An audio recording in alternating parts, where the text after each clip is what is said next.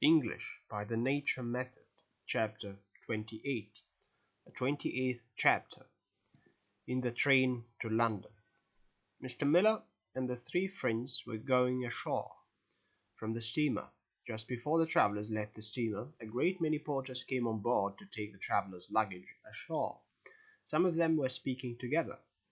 Brown, I heard the porters talk English to each other. I wonder why I did not understand a word of what they said. Mr. Miller, I don't wonder. It would have been a wonder if you had understood what they said. I can tell you that these porters are not very good at speaking English. Their English is bad. That's why you did not understand them. An Englishman who speaks his language well, you would understand better. Brown, are you still feeling bad, Wood? You look a little pale still. I think that the very best thing for you to do would be to sleep a little in the train. Wood, no, I'm already feeling much better. They were all glad to get ashore from the steamer. Brown asked Mr. Miller what they would have to do now, and he answered that first they would have to go to the custom house to get their luggage through the customs. When they got to the custom house, they were asked, "Have you anything to declare?" And at the same time they were shown a list of things on which duty must be paid. Brown, Mr. Miller, what does the word declare mean? Mr. Miller, it means to tell whether you have anything to pay duty on. And on that piece of paper is a list of all the things on which duty must be paid. All four, we have nothing to declare. All right, then you may go through. When they came out, Mr. Miller said, "We're not through yet. Now we must go to the passport office. If they find our passports all right there, we may go on into England." As soon as they entered the office, a man took their passports and looked at them. Then he asked, "Why have you come to England, Mr. Miller?" "We have come here for a fortnight's holiday." "Where are you going to?" "Mr. Miller, we are going to London." "And where are you going to live?" Mr. Miller shows him a letter from which it may be seen that he has ordered rooms for 4 at a hotel in London. "Thank you. You may go through." As soon as they had left the passport office, they went to the train which was to take them to London. Wood, I do not think there is so much room in this train as in ours at home. Mr. Miller, no, you're right. The English trains are narrower than those of most other countries. Storm, but they go very fast, much faster than ours at home. Brown, yes. Of all the trains in Europe, the English go fastest, I think.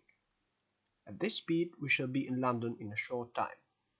Wood, that's fine, for the steamer went very slowly. Mr. Miller, yes, it went much more slowly than last time I came to England.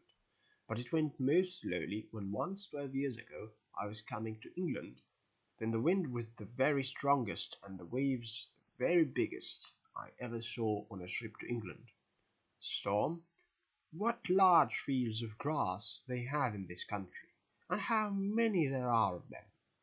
3 fields out of 4 have grass, and there are a great many sheep in some of them. Mr. Miller, yes, the English have large fields of grass all over the country, and in many places there are sheep which live on the grass. Storm, but what about corn? The people in this country cannot live on the corn they have in their fields. I have seen some fields of corn from the train, but there cannot be enough for 45 million people. Mr. Miller, when I was in England years ago, I think that 9 fields out of 10 had grass. There are now many more fields with corn than before, but as you say, there isn't enough corn for 45 million people. The English get much of their corn from foreign countries, and not only corn, but butter, eggs, and meat as well. Wood, but why did they have 9 fields out of 10 with grass? Mr. Miller, for many years much of the land was in the hands of only a few people, and they were not much interested in growing corn. They went out hunting in the fields and in the woods. But nowadays there are more people who own the land. Many of these people are interested in growing corn instead of having fields of grass. there are more fields of corn than there were at one time. Then there is another thing too. From the year 1939 until the year 1945, it was very difficult for England to get corn from other countries. It was important for England to grow more corn, so that many of the fields that had grass at one time now have corn instead of grass. Wood. Have they any woods in England, Mr. Miller? Yes, they have a great many woods, some of them owned by rich people. But before 1939 they didn't make much use of the trees in their woods. From 1939 to 1945 it was impossible to get things from Sweden and Finland. In those years the English had to make more use of their own trees. I think that the English are more interested in shooting birds and other animals in their woods. Storm, what do they shoot with? I don't know that word in English, Mr. Miller. It's called the gun. The English are also very interested in hunting foxes, but they do not shoot the foxes with guns. So that's a fox, and here is a gun. Would no, I have heard that rich English people like fox hunting very much, and that they hunt the foxes on horseback with hounds, as the dogs are called, which they use for this. They ride on their horses after the fox, and the hounds run after it, too.